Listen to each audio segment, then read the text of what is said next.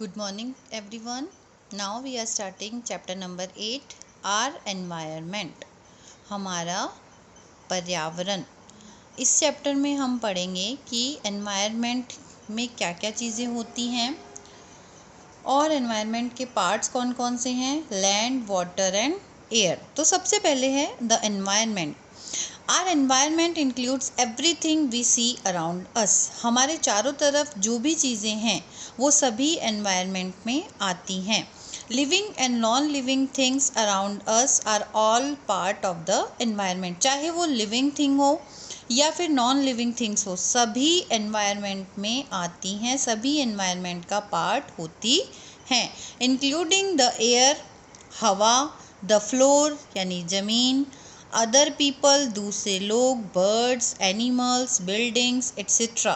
ये सभी चीज़ें एनवायरनमेंट का पार्ट होती हैं। जैसे आप क्लासरूम में अभी तो नहीं आ रहे हो, लेकिन क्लासरूम सभी ने देखा है। तो क्लासरूम में आप अपने क्लासमेट्स यानी जो भी आपके फ्रेंड्स हैं वो हैं, टीचर है, ये सभी लिविंग बीइंग्स हैं जो कि क्लासरूम में प्रेजेंट रहते हैं। लिविंग थिंग्स और नॉन लिविंग थिंग्स तो आप लोगों को पता ही होगा। लिविंग थिंग्स क्या होती हैं, जो जैसे टीचर हो गया, स्टूडेंट्स हो गए।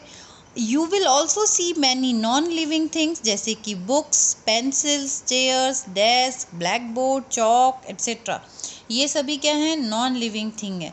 तो दोनों यानी teacher, classmates, books, pencil, chair, ये सभी आपके क्लासरूम का एनवायरनमेंट बनाते हैं। अगर मान लो कि सिर्फ टीचर और क्लासमेट हो गए और आपके पास बुक्स नहीं है, पेंसिल नहीं है, चेयर नहीं है, डेस्क नहीं है, तो क्या क्लासरूम बनेगा? वो क्लासरूम कहलाएगा? नहीं, वो तो फिर ग्राउंड में होता है।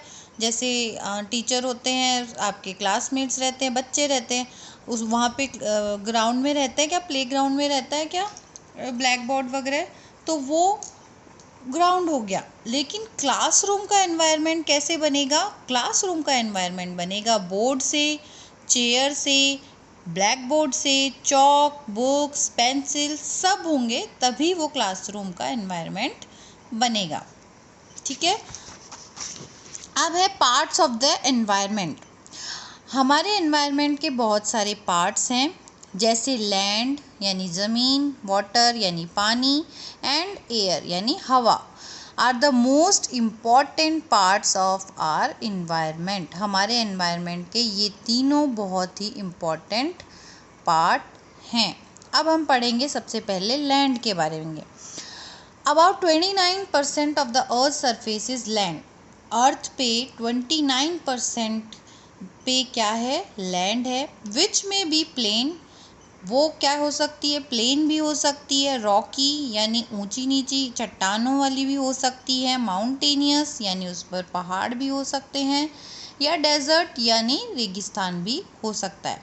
मतलब लैंड में सब कुछ आता है, प्लेन्स भी आते हैं, रॉकी भी आती है, माउंटेनियस लैंड भी आती है, डेजर्ट भी आती है। तो सभी टाइप की लैंड में आती हैं। Land is a important part of our environment. हमारे एनवायरनमेंट का इम्पॉर्टेंट पार्ट होती है लैंड।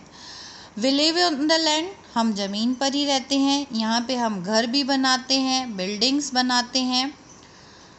हम ज़मीन का यूज़ फार्मिंग यानी खेती के लिए करते हैं, जिससे हमें खाना मिलता है। खेती से ही तो हमें खाना मिलता है। ये चीज़ें, सब्जियाँ, फल, ये सब उगाते हैं, तभी तो हम उनको खा पाते हैं।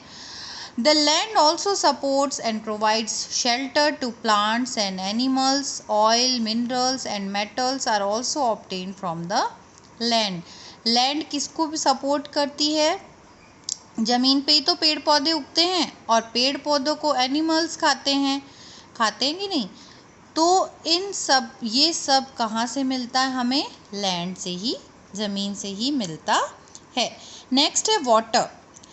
तो वाटर कितने पार्ट पे है अर्थ के? 71% of the earth surface is covered with water. ज़मीन कितने पे है? 29% पे, और वाटर कितने पे है? 71% पे वाटर है। We find This water in oceans, seas, rivers, lakes, ponds, wells और as snow on top of mountains। मतलब पानी कहीं पे सभी जगह मिलता है। ओशियन में भी पानी है, समुद्र में भी पानी है, रिवर में भी पानी है, लेक में भी पानी है।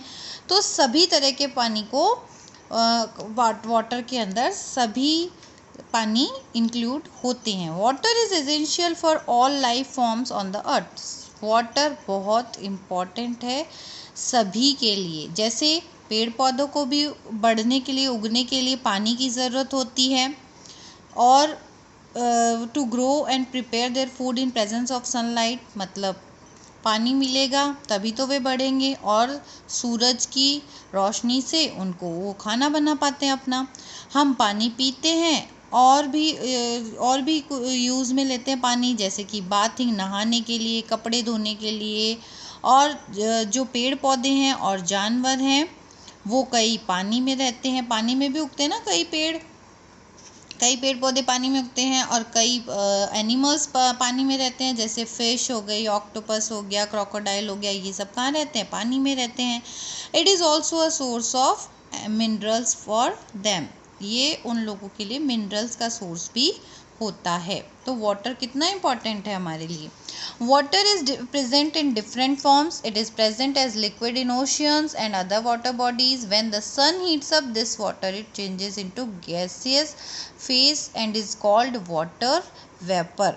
मतलब जैसे ये इसमें देखो आप, यहाँ पे क्या हुआ, बारिश आई तो बारिश से ये पानी इकट्ठा हुआ, फिर सूरज की इस पे सूरज की गर्मी पड़ी यहाँ पर, तो ये वाटर वेपर होकर, मतलब वाटर गैस बनकर ये बादल बनते हैं, तो ये होता है water vapour. This vapour rises up in the sky and then it begins to cool and forms clouds.